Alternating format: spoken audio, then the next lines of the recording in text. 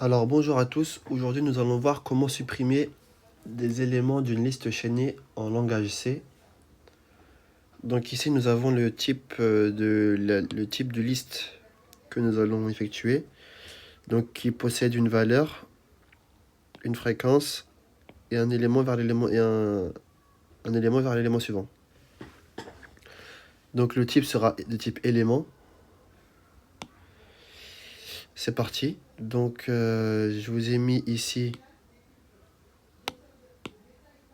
le type de structure avec lequel on travaille. Donc ici, nous allons supprimer tous ceux qui ont une fréquence plus petite, strictement que 3. Donc ce sont les cellules que j'ai mis ici en violet. Donc c'est lorsque la deuxième case est inférieure à 3. Donc ici, nous voyons que nous avons la valeur 1 d'une fréquence de 5, 2 d'une fréquence de 3, 4 d'une fréquence de 1 et fréquence de 1, donc c'est un élément supprimé. Donc le prototype de la fonction, ici je vous l'ai mis par exemple, ça pourrait être une fonction qui prend en argument un élément. Donc élément c'est le type de structure. Donc une liste, un seuil, et donc ici pour notre exemple ce sera 3, et qui renvoie une liste, un pointeur vers un élément. Donc ça c'est une cellule ici c'est un élément, donc un pointeur vers un élément ça voudrait dire ça renvoie par exemple une cellule, voilà, avec une fonction d'affichage vous pouvez l'afficher. Là on ne va pas l'afficher, c'est juste la modifier. Donc pour ce faire nous aurons besoin de, donc déjà qui est pris en argument de la fonction, c'est un pointeur qui pointe sur le début de la liste.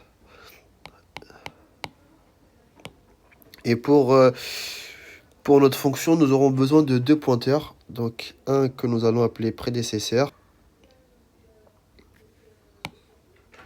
et un autre que nous allons appeler PTR. Donc nous allons mettre directement prédécesseur à ensemble et PTR à l'élément suivant. Donc je vous montre à quoi ça ressemble dans le code. Voilà, là nous sommes ici. Et donc ici, nous n'allons pas vérifier directement le premier élément, mais nous allons le laisser pour la fin. Donc nous allons directement attaquer cette partie de la liste. Le début, on laisse pour la fin. Donc déjà, nous allons boucler sur PTR avec une boucle while. Donc tant que PTR n'est pas nul, donc déjà, tant que PTR n'est pas nul, ok, donc qu'est-ce que l'on va faire?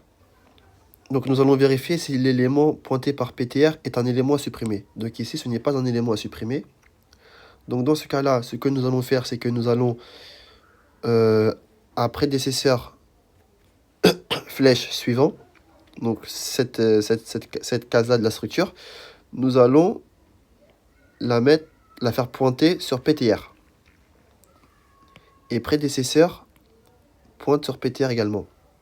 Donc on relie la première case avec la deuxième. Donc, et maintenant PTR va au suivant.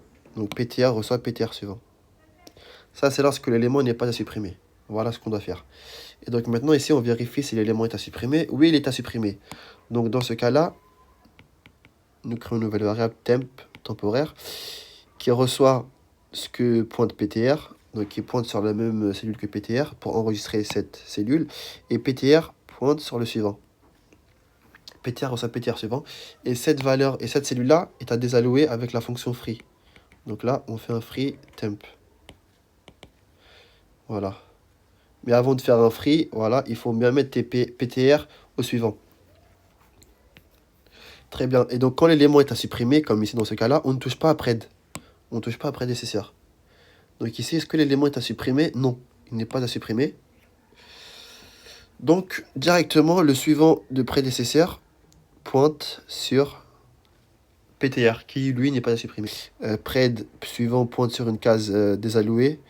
Donc, nous ne savons pas sur quoi pointe prédécesseur ou sur une case vide ou peu importe. Donc, il est important de faire prédécesseur suivant reçoit PTR.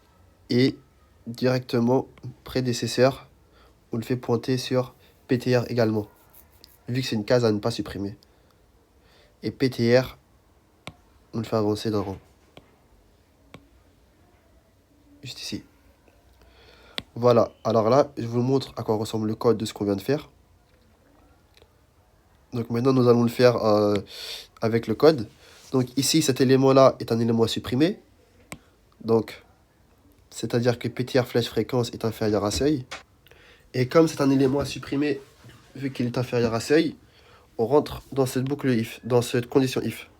Donc on fait l'élément temporaire qui reçoit ptr, donc qui pointe sur la même cellule que ptr.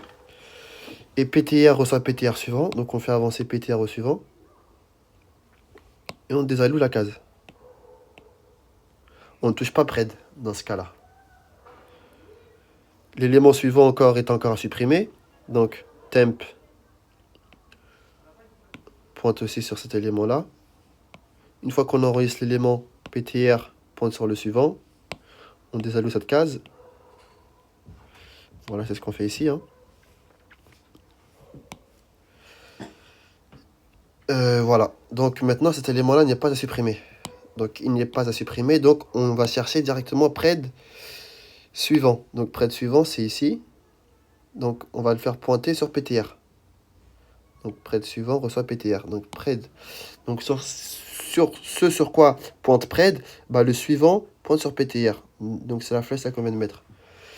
Et donc une fois qu'on a relié ces cases-là, une fois qu'elle est reliée, prédécesseur pointe sur ptr également. Et ptr reçoit ptr suivant. Et on réitère ce procédé. Donc ici, c'est un élément à supprimer. Donc on rentre dans cette boucle-là, dans cette condition-là plutôt. Donc temp pointe sur ptr. ptr reçoit ptr suivant, donc ici c'est nul. Donc sur une case nul. Car ici il y a nul, le suivant est nul. Et donc on désalloue cette case-là avec temp. Maintenant que ptr vaut nul, on sort de la boucle while. Mais ce qui nous manque à faire, c'est de faire pred suivant, le faire pointer à nul aussi, vu que la liste est terminée. Parce que là, pred suivant pointe sur une cellule désallouée, une cellule vide, sur une cellule, nous ne connaissons pas sur quelle adresse mémoire, quoi. Donc, une fois que nous sortons de la boucle, pred suivant, on reçoit nul. Donc, on fait pointer le suivant de pred à nul. C'est-à-dire que le suivant ici pointe sur nul.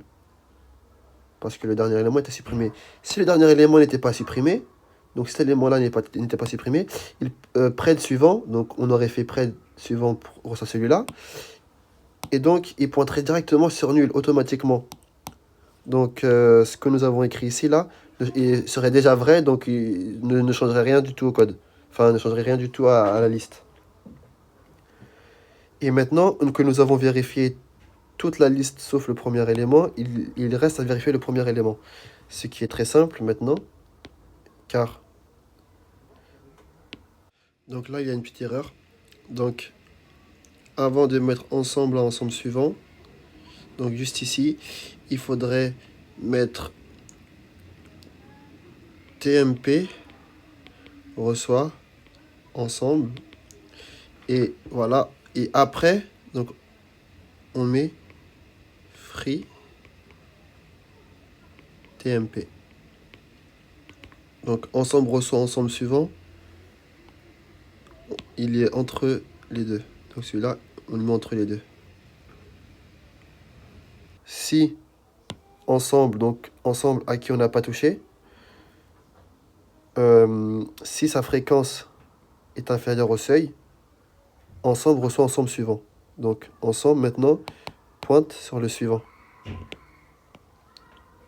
Et on return ensemble directement. Si ce n'est pas le cas, on rentre pas dans le if, on ne rentre pas ici, et ensemble pointerait toujours ici, et on return ensemble, et ce serait bon. Et là, vous avez vérifié toute votre liste, et là, votre nouvelle liste maintenant correspond à ce que vous cherchez.